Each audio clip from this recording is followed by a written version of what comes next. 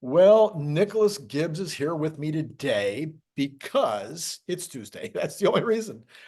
And because he's actually, Nicholas, your numbers are going up and up and up. So they figured out that that young face has nothing to do with that old brain, So Yeah, we have to get a update on the picture I think that you used of me. We'll get a newer picture. maybe that'll help. Well, but in the meantime, Tesla's been down 2 days in a row. Now, what's wrong with that? Now, I'm thinking some of that is probably macro because the Mag 7 and the Kathy Woods and, da da da. But really, there was a lot of good news for Tesla the last couple of days out of China, Sparks, etc. Anyway, did you have a clear-cut answer to why you think the stock has gone down 2 days in a row? No, no clear cut answer. I think a lot of people are paranoid about tomorrow with NVIDIA earnings.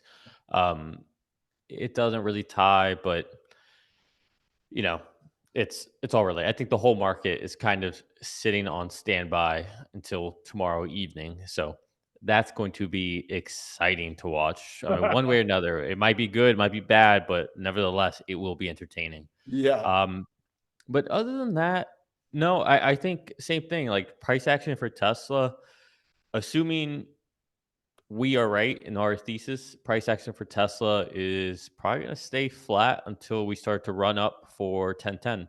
Yeah. So I don't know. I don't have a good answer. Yeah, I don't see any other immediate catalysts. Now, sometimes we get these catalysts out of nowhere, but the ones that we know about, those would all come after 1010. Well, I suppose we've got one on 10.2, which would be the numbers that'll come out on 10.2, but those may not be a positive catalyst. Those might, although the China numbers should be fine, but the rest of the numbers might be a little thin. Some are you have you thought about it at all yet? What you think the third quarter is going to look like? We're going to break 500? I imagine it's gonna be better than what Q2 was. Um, other than that, I really don't care anymore. I think the numbers are irrelevant at this point. I think that began in Q1 where you saw that we only deliver like 300 something thousand. Right, Um, mind you, there's a lot of reasons behind right, that. It wasn't demand alone. right. Um, but the fact that Wall Street kind of just dismissed that and we're more excited about, all the other things, the new vehicles, all that stuff. I think, I think, I just don't think people care about how many deliveries anymore. Like if they miss by a little bit here, a little bit there, I just don't think that's the story anymore. Like they need it, right? Because they still need to be able to, earn a living and keep the lights on. But I think all eyes are on the future.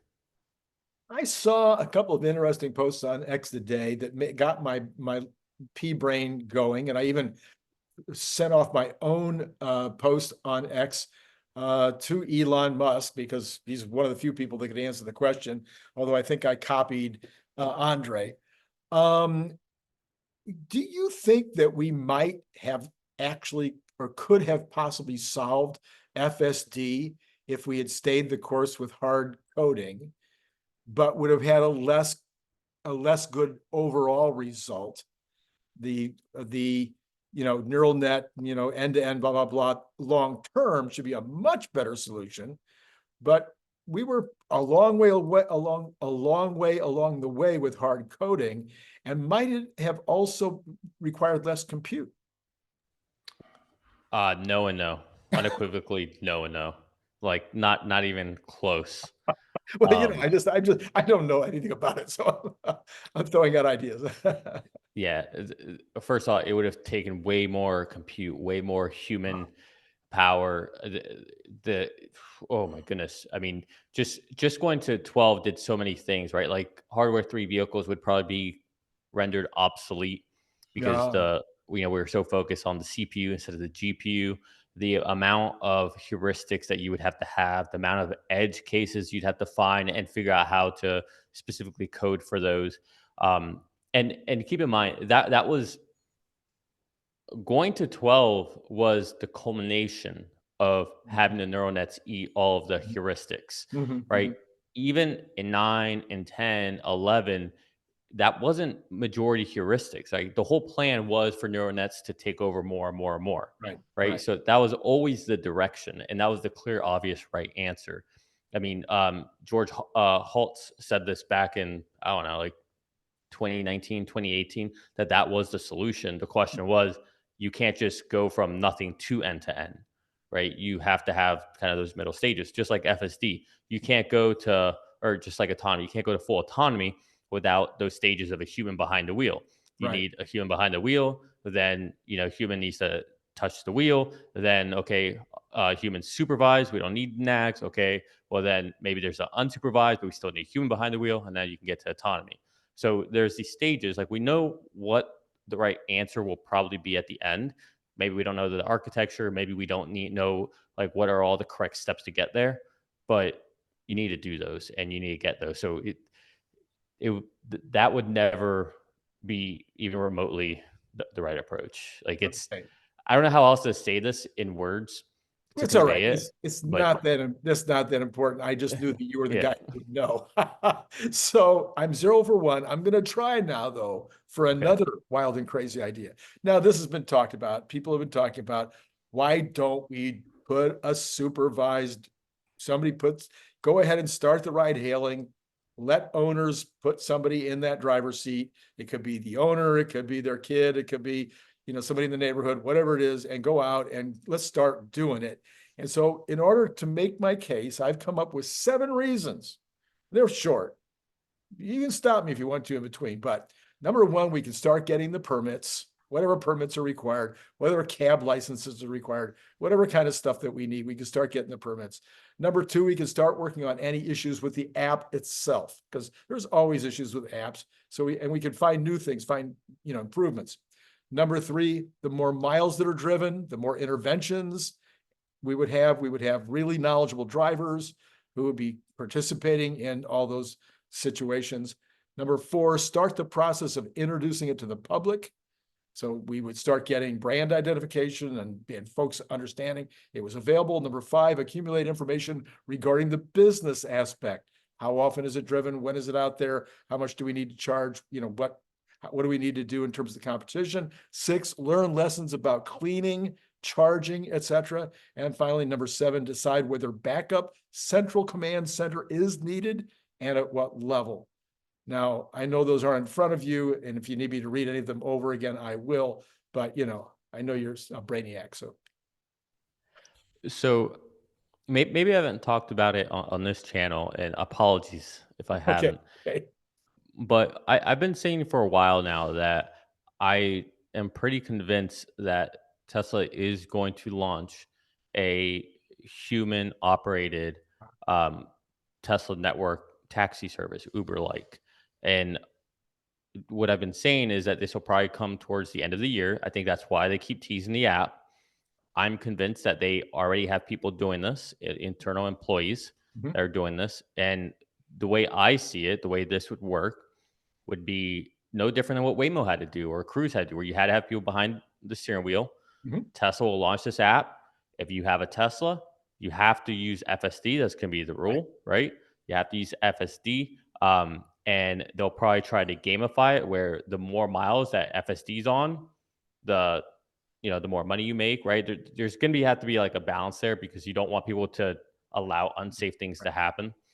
But okay, so that's one thing, right? But then the way I see this happening is that Tesla would give the drivers all the profits. All the profits, yeah. Tesla would take nothing. Right. You could offer it for 25% discount of whatever Uber charges, Mhm. give the drivers all the profits. Mhm. Mhm. That will incentivize a lot of drivers to go buy Teslas with FSD. It'll incentivize users to want to use the Tesla network because guess what? It's at least 25% cheaper. Right. And Tesla gets all this very specific ride hailing data. Right. And they get a chance to iterate with FSD. They get a chance to prove out what's going on, get data. So I think that's going to be the iteration between the end of this year up until midway of next year. Like Oh, that's I think that's like just very obvious at this point that that's what's going to happen. I mean, if nothing else, the Vegas Loop story, yeah. kind Yeah, of tell the validates what story. I'm saying. Tell the story. Uh, yeah, so I think it's whoever's from Boring Company who's leading uh, the Vegas tunnel development, going to the convention centers and all that. I guess he released. I don't know where was it, but there's an article where he was talking about how the city of Las Vegas had agreed that I think the end of this year to start using FSD supervised in the tunnels. Right. So essentially, everything I'm talking about Right. is going to happen in the tunnels. But so you got that, extrapolate that out to everywhere. Like, why wouldn't you do that? I mean, and again, for Tesla, look, Uber needs to take in the revenue because they need income because they're a business. Tesla doesn't need that. They generate, like, they could literally, this could be free, or they could just not take a cut of anything. Right. They give everything to the The driver. drivers, incentivize, and then users get a discount. I mean, it seems like the easiest play. And maybe I've asked you this before because it fits right into the same thing. Do you maybe you've already answered me and I just can't keep track of who said yes and who said no. Do you think we will have a backup central command center who will be monitoring, not full-time monitoring, only come on when the car recognizes it's got a problem, or the person in the car asks for help? So, yeah, so we've talked about that. And Okay. I do not agree with the sentiment that you're going to have anything like what Waymo has. Um, I could see where you have one person for, like, I don't know, 50 vehicles or something Yeah, like that's that. what I'm talking about. Yeah. Yeah, something like that, sure. But not where it's going to be like one person for every 4 cars or one person for every Yeah. 10 cars. No, I think it's going to have to be at scale, is what they would do. And even that I'm a little hesitant on. I think that it wouldn't be because the car can't do something. It would be more for something like, hey, I'm trying to close the door, but the door won't close. Or, hey, we got a flat tire. Or, like, it'd be something like that. It's not because the car is stuck or can't make this maneuver. It wouldn't be for anything like that. It would be more so for, you know, hey, a rock just hit the windshield and cracked it, Yeah, like, yeah, yeah. But it could be for anything. I mean, in other words, we had a we were leaving the church parking lot, and there was a plastic rope across one of the entrances. And the car went right up to the plastic rope. It had no idea what to do with that plastic rope. And so it was just sitting there shuddering. And there could be situations like that that would be so far off. Yeah.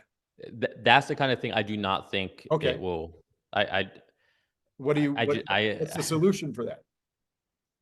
Well, the solution for that is to solve for those problems I and see. have the vehicle be able to encounter a situation Right. and problem solve its way out of it. Now, the reason why it didn't for you is because they haven't allowed it to reverse on its own yet. Mhm. So, for all we know, that's not a problem. Right. They Right. just haven't allowed it to go through all of its progressions of what it could do. Right. Yeah, okay, so you're a little bit in the Larry camp on that one. I think it's Larry. It might not be Larry. It might have been. I can't remember. See, I can't remember who said what. Am I So in my own camp? yeah, you might be your own. It might be you. Anyway, there's a so my thinking is, why wouldn't you do that in the like you're kind of saying about the supervised? Why wouldn't you have that control central command person for a while? You Hmm. said 1 out of 50, for whatever comes up. Okay. And then slowly but surely, there's going to be less and less coming up, is kind of the way I look at it. Yeah, I think the nuance that I'm referring to is like with Waymo or Cruise, supposedly, um, I don't think anyone's ever actually gotten definitive answers on this, but supposedly they will try to maneuver the vehicle remotely. Yeah. I kind of don't believe that that's accurate because there'd be Oh, so much latency and uh-huh. quick time decision that you could easily do something very dangerous. Hmm. That that just doesn't seem to make sense to me. Um, but I could see where it could give the vehicle suggestions, like, hey, back up, or, hey, the entrance is on the other side, or hey, Right. that's a Right. block, whatever, Right. something like that. And Yeah. if that doesn't work, okay, well, now for Waymo, now we have to go and send a human. So I'm pretty sure that's what Waymo's doing. I don't think they're actually trying to maneuver it remotely.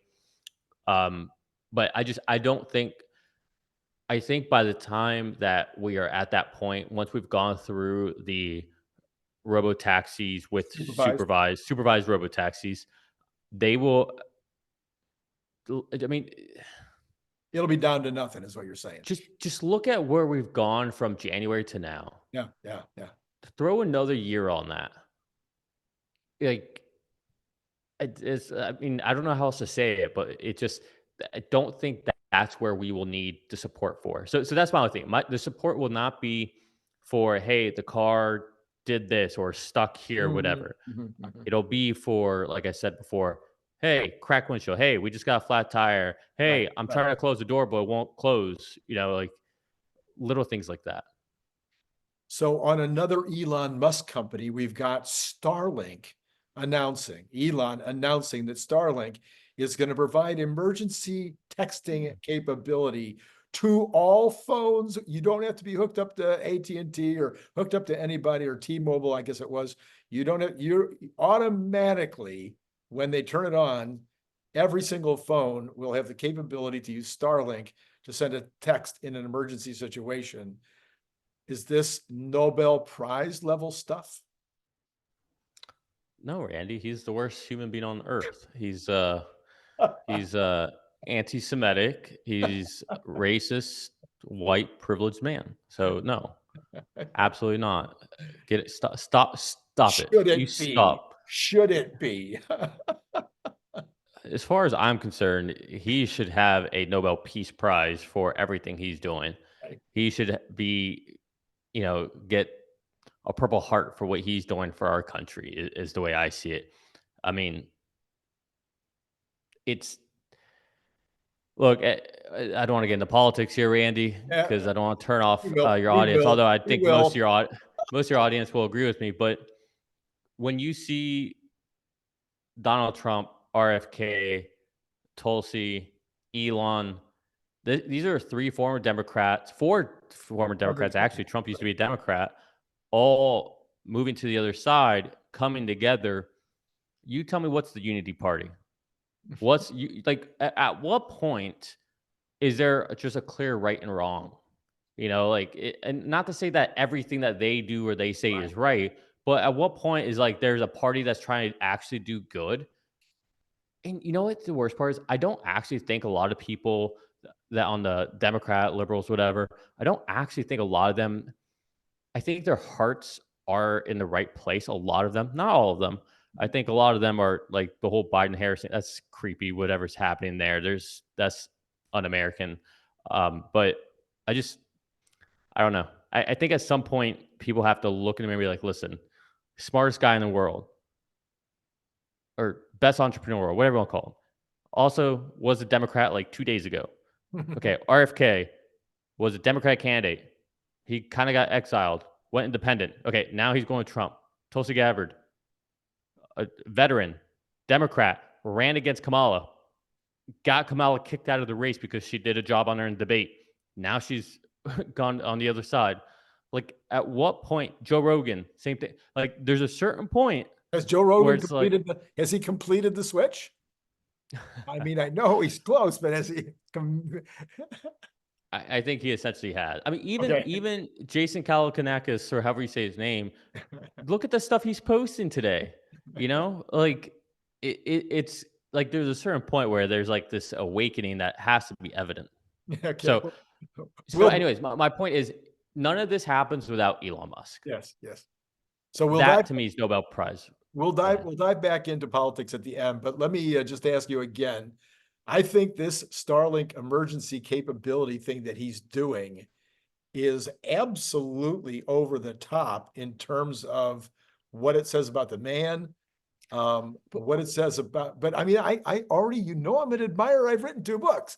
So I'm not saying he's not amazing. I'm talking about he could charge for it. He could charge $1 a month. He could do, but it's free to everybody. No, but here's my point. He's done this with supercharging stations in Europe when there's lots of refugees in war areas. He's opened up supercharging stations for free. Yep. He provided Starling to all these areas for free, paying it out of SpaceX's own pocket. Right. He's going up and saving the astronauts that Not for Boeing is free. just screwing up. Yeah. He's doing that. Yes. He's even offering launches for Amazon's Kuiper satellites when they don't have to do that, right? Like that's not beneficial for SpaceX. That's a competitor, but they're offering to launch them at cost, no extra or anything, right? And so this is just par for the course, Randy. This is just yet another thing. Why did he buy X? He bought it to protect freedom of speech. It's just like all we're doing is adding to the column. That's it. All right. I still think this is an impressive one. All right. Let's see. It is, but it's like, yeah, I'm not surprised. It is par for the course with this man. What's best for humanity? Not this country, not this race, not this gender, not this religion. What's best for humanity? For humanity. So NVIDIA tomorrow, you already brought that up, and I'm just kind of curious, what do you think is going to happen tomorrow? I think they'll be on revenue. They'll have record sales, and it's all going to come down to how Jensen speaks about the delayed, the 3-month delayed chips, and really, it's going to be about do they still see unsatiable demand, which they'll say yes. Okay. And so the question is for Nvidia stock, have we priced all that in? And we sell off or not? That's the question. We're not at all-time highs. That's like 140. True. So we could have a run up, but I'm not in it. I'm not doing anything. I'm on the sidelines watching. Okay.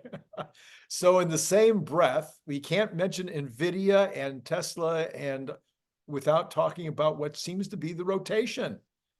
And I always like it when I call them. I was a little late on this one. No, I wasn't that late. You know, I started talking about the rotation about 5 months ago. And I thought it was going to happen a little sooner than it did, but the rotation seems to be in.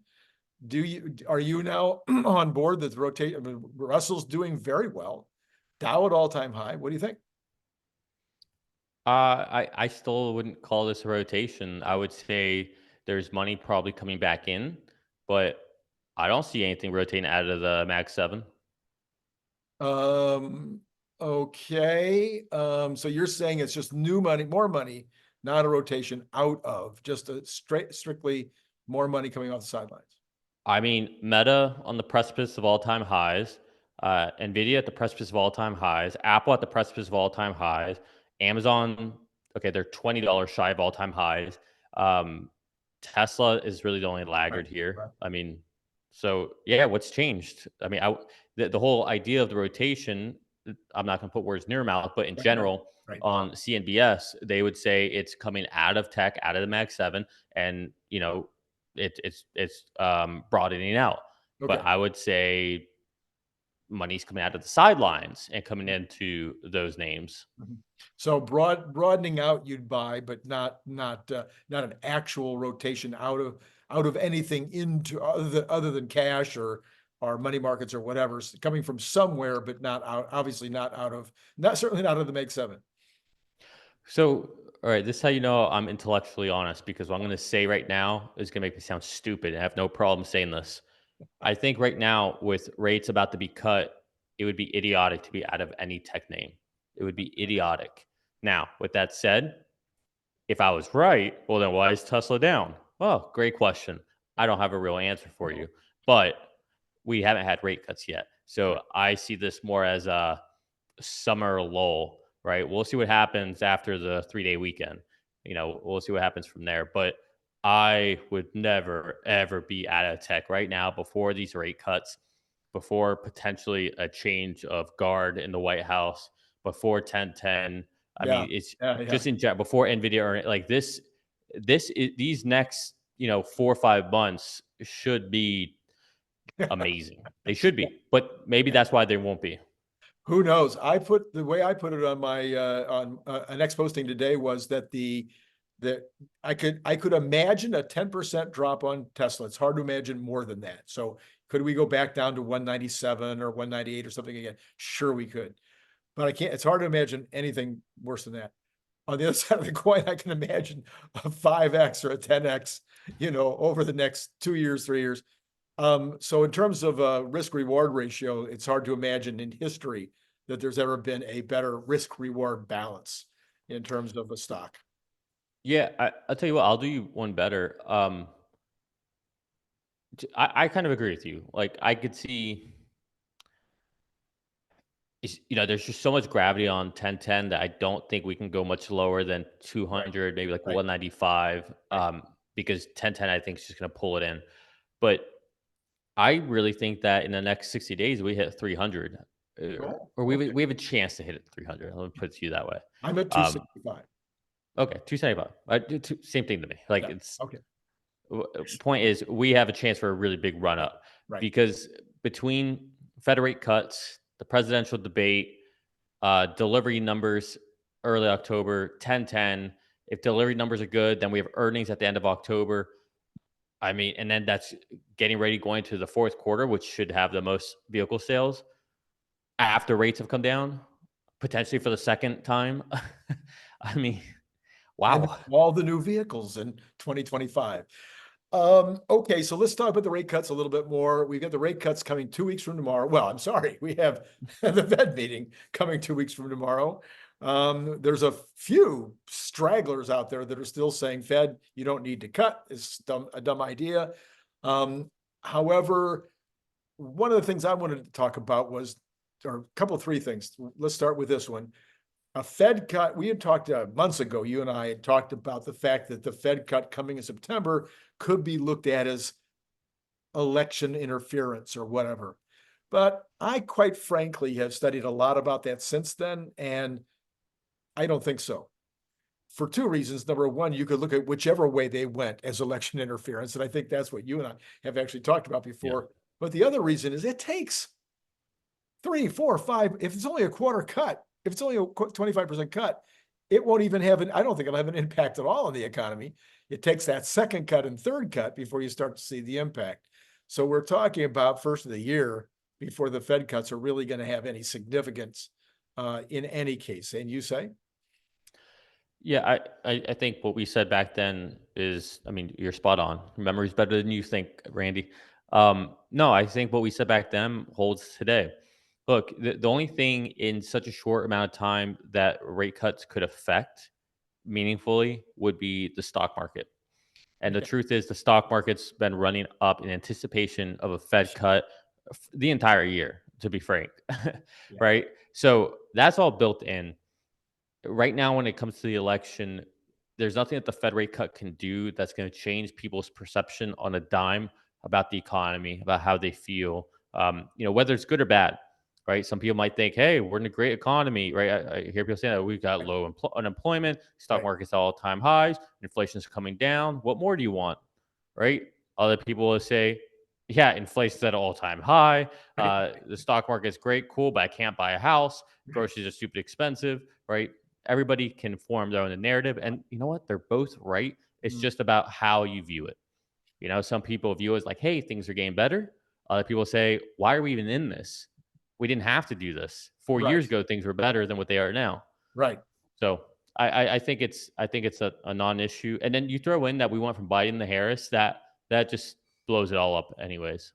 Yeah. So, okay. So now the second part of my question is, I read this article today and it kind of, I was kind of surprised, and maybe you will be too, I don't know, is that uh, you've got the sell on the news idea with regard to the bond market, the treasury bonds. Um, and so, I'm already thinking, well, probably when they make the announcement, whether it's quarter or half point, although Larry last night argued that if it's a half point, there probably would be a rally. But if you get to this quarter point, let's say cut, you might have a sell on the news situation on the stock market. But what the article was talking about is that usually the low for the bond market, the low on the interest rate, is 2 weeks before the Fed lowers the rate. And commonly that low holds for months and months and months, even sometimes to the end of the Fed's rate cutting cycle. So we might be looking at the low right now. They said, especially in a decent economy, you may be looking at the low right now on the bonds. Had you ever heard of that before? I have not. I I am curious.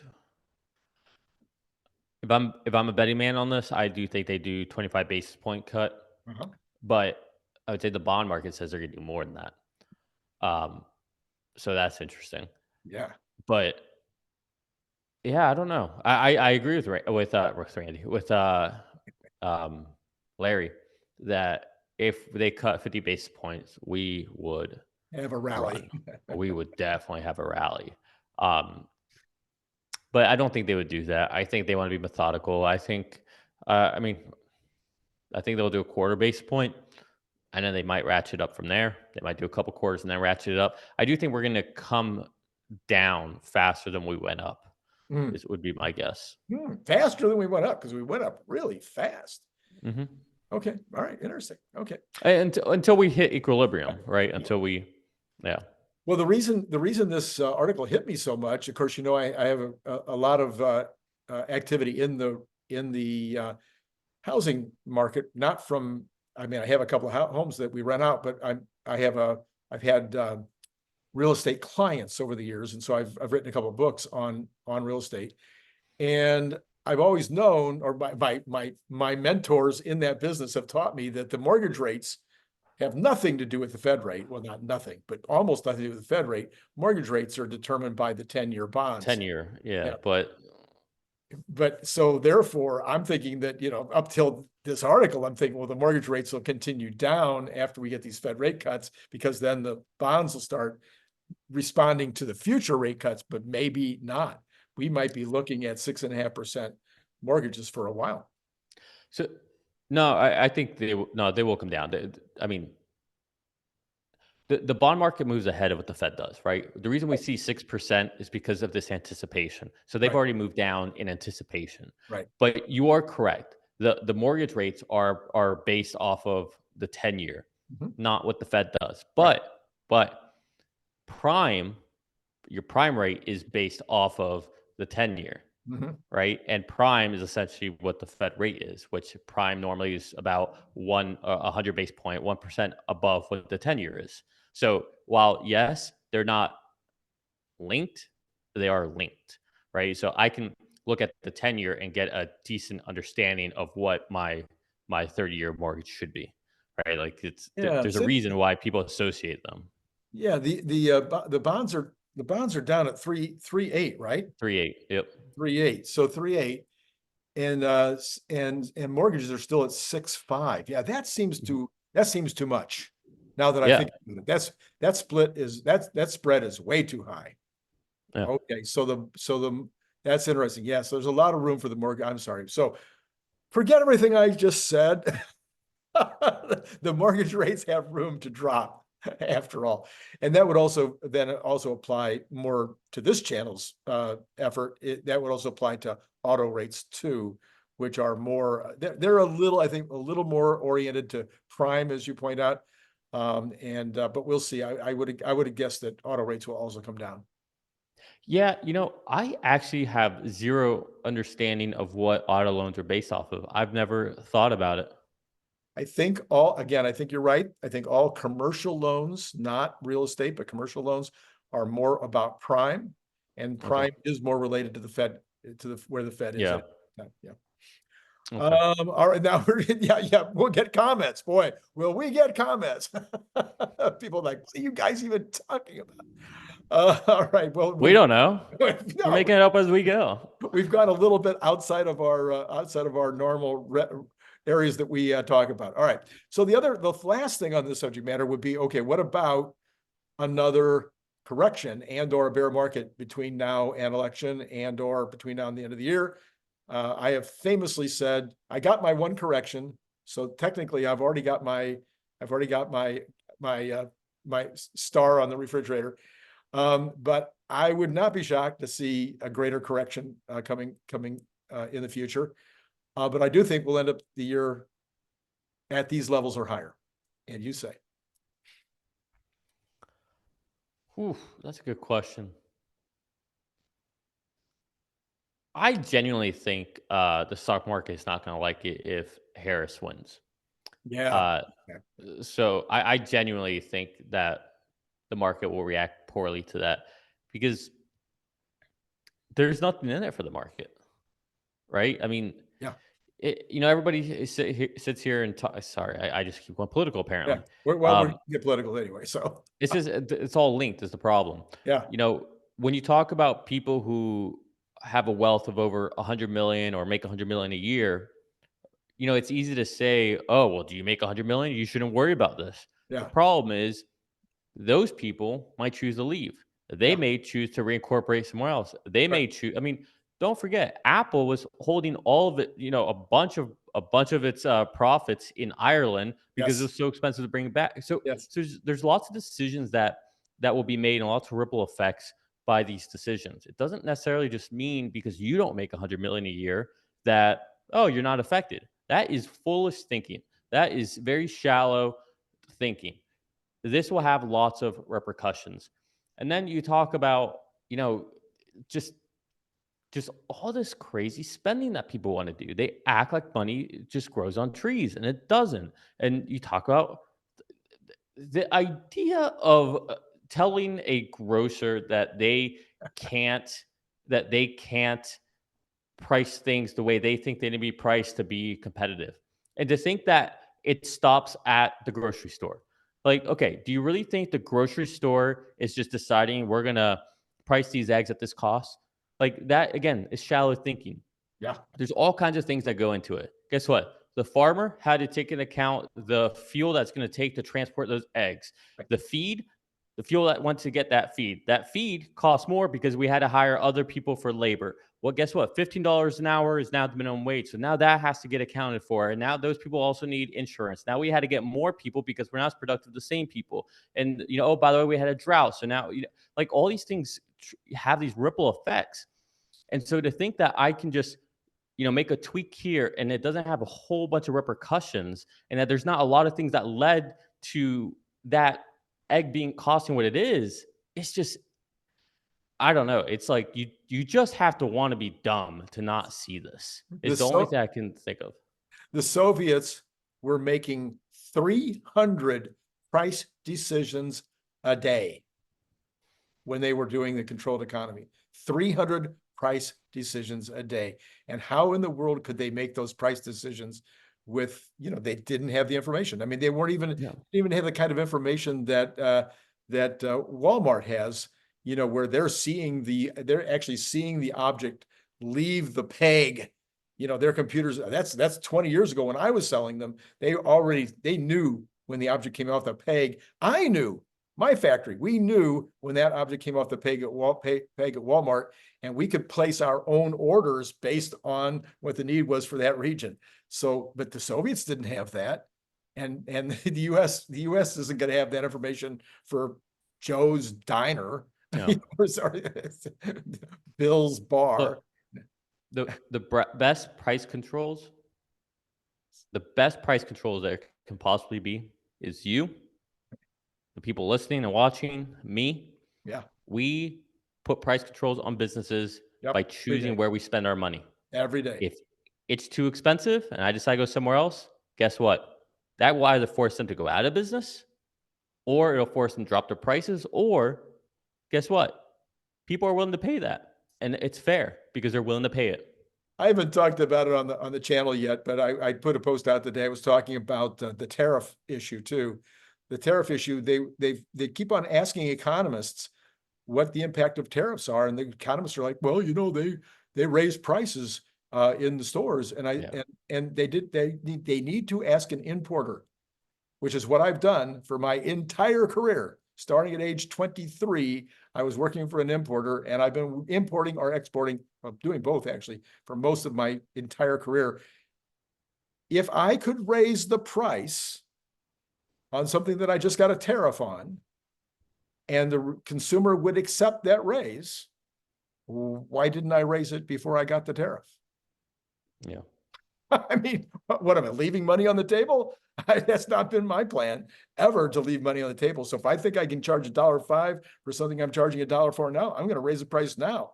And if the tariff comes along and I have to raise it to $1.05 in order to recoup my margins, the consumer will probably say no, because otherwise I would have been charging that last week. So it's a crazy notion that tariffs end up now some do. Sometimes you can get away with it, but you've got so many other costs that are changing all the time. One of the biggest ones is the cost of money, the differential between what it costs in China compared, what the valuation of $1 versus the versus the Chinese yuan, I think it's called, right? That can impact your cost too, not just the cost of the container that brings the product over, goes on and on. Anyway, maybe we're getting a little far afield here. I did want to ask you this, which is also political.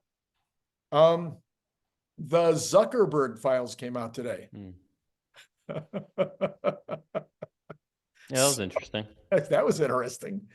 So we kind of all knew that anyway, but your first impression was when those came out? Yeah, he's made his full conversion. He starts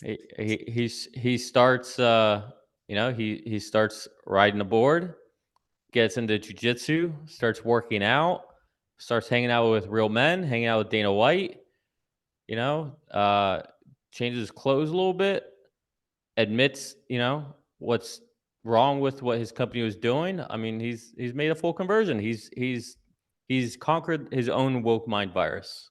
Wow. What would happen if this also happened to, say, Google and YouTube? Wow, this would be shocking. Well, that will never happen. That will never happen. All right, let's take a look. No, I got to ask you first. Was there anything that you're passionate about today that we didn't cover? Just NVIDIA tomorrow. I mean, if you want to know what the next month is going to look like for Tesla, just watch NVIDIA, because that NVIDIA is going to be the decision for the rest, I think, of the next 2 weeks for the market. If you want to get a correction, it'll be NVIDIA screwing up tomorrow. But I don't think that's going to be the case. I really don't. Right. We're going to the fourth quarter. Jensen's going to come out with a soft landing on the delays, and I'm pretty sure it's a 3-month delay. Like, who really cares about that? They still can't keep up with demand. I'm not worried about it. I don't think anyone should be worried about it. This is NVIDIA's next, call it 2 to 4 years. This is their time. Right. After that, it's going to be the companies who have figured out how to build on top of their GPU designs. Right. Okay. Let's take a look then. The Dow up 10 today. No, not 10,000, not 10. It was up 10. It was up 10 today. All-time highs? Was it all-time highs? Yeah, it was all-time high. 41,250 and 50 cents. Well, 50 and a half. NASDAQ up 29. S&P up 8. Okay, almost 9. Tesla down 4. Exactly. On the nose, by the way. A Magnificent 7 up and down, up and down, up and down. NVIDIA up finally, because they've been, this week, not that, or end of last week, this week, but up $1.80. $1.84 at the end of the day. And the Cathie Woods mostly down, a couple up when all was said and done. Tesla on the after hours, as we get almost to the end, actually down another $1.17. Just curious for fun to look at Google, for instance, also down a little bit in the after hours. So, all right. Any thoughts on any of that before we go on to the bonds? No, I think it's interesting to see, I've zoomed out here, but if you look at NVIDIA over, just call it the last month, man, it has stormed up higher. Yeah. Or not even month, last 3 weeks, we've literally gone from $90 all the way up to 128. That's insane. Yeah. It was insane that it dropped to 90, and that was all because he came out for Trump. Jensen, you remember when that happened, right? I didn't know. Did he actually? No. Oh, I was gonna say I completely missed that. Gotcha. That was a yen carry trade. All right, we've got the 10-year down 1.7 at 3.816. And the 2-year unchanged. Wow, looky here. We're back down to under 5 basis points between the 10-year and the 2-year. What does that mean? Grasshopper.